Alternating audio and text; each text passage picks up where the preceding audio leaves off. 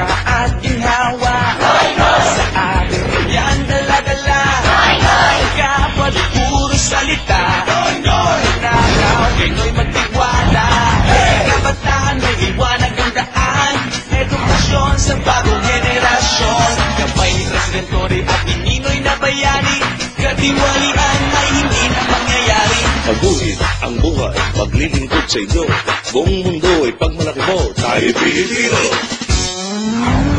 Sa paglaban di ka nag-iisa, siguradong lahat ay sama-sama. Sa paglaban di ka nag-iisa, siguradong lahat ay sama-sama. Mga Pinoy, laban na to. Signan ng bunga. Hello, Pagdating sana sa po. dulo. Saan ka ba galing, Gina? Hello, Karen po. Kasi, ang tagal na natin hindi nakikita, Gina.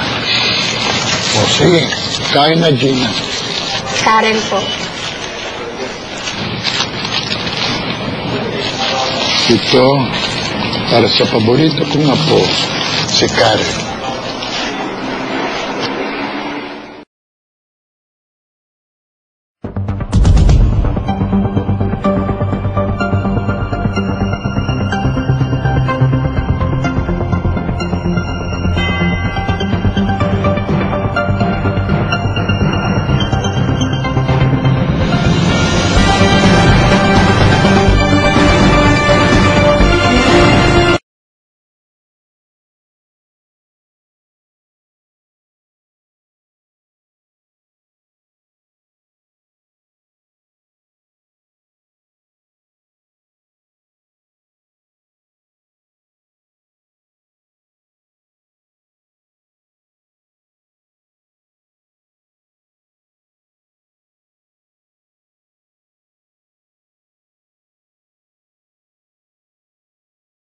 Yung good government, kailangan ay ang pinaka-leader ay magbigay ng objective kung ano ang dapat gawin at tapos ay yung malalaman natin na ang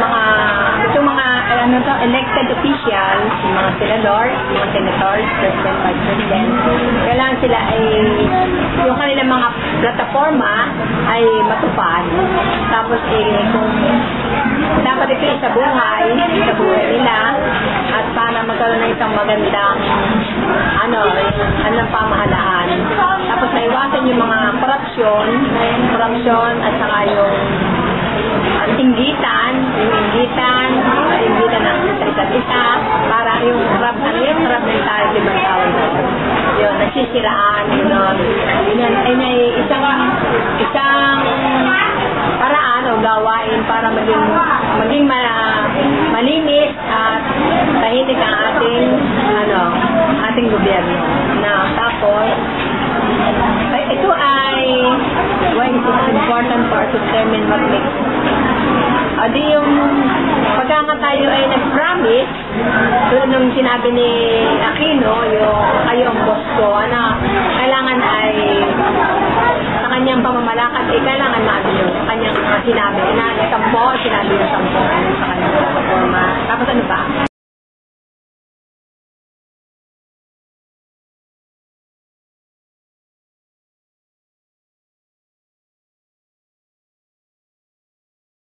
Makes a good government.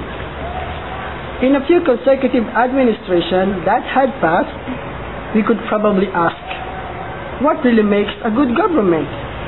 It seems that we are not persuaded by their governance. There is a lot of corruption, unresolved problems, economic disabilities, and other related such. In result, we become victims of these inevitable circumstances.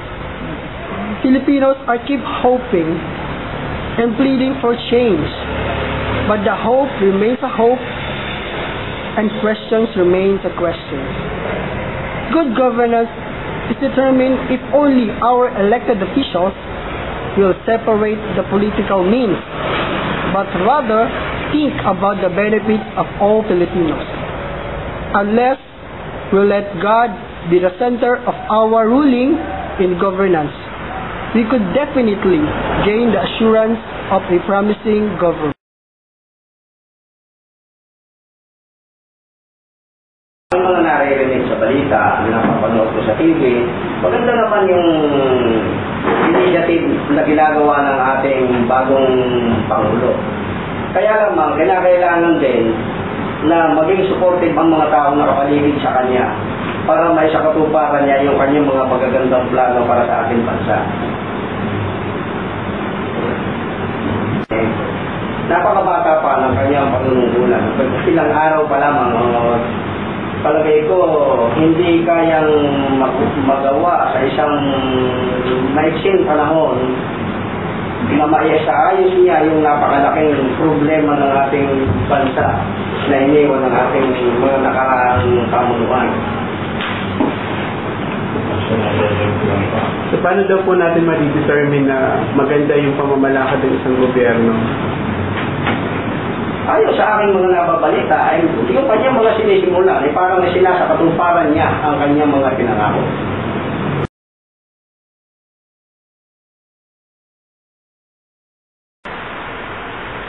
A good government must start with those people in the leadership positions. They must possess a biblical Christian ethics in public service. A good government must compose of leaders who are first God-fearing, believing that there is a supreme ruler above them, acknowledging that all authorities comes from God, and therefore they are accountable of whatever misuse of powers entrusted to them. Those who are in the leadership must acknowledge that the authority they have comes from God, and they must use it in according to the biblical standard of government with a sense of accountability to God and to the people whom they serve. Second, they should treat people fairly without showing partiality. Third, leaders should show servant leadership as the best way of influencing their constituents. Finally, integrity or honesty is very important in good governance, since we are living in this society inflicted with corruptions because of bribery. All these make up a good government. Normally, in democratic societies like here in the Philippines, we are empowered to choose leaders to govern us.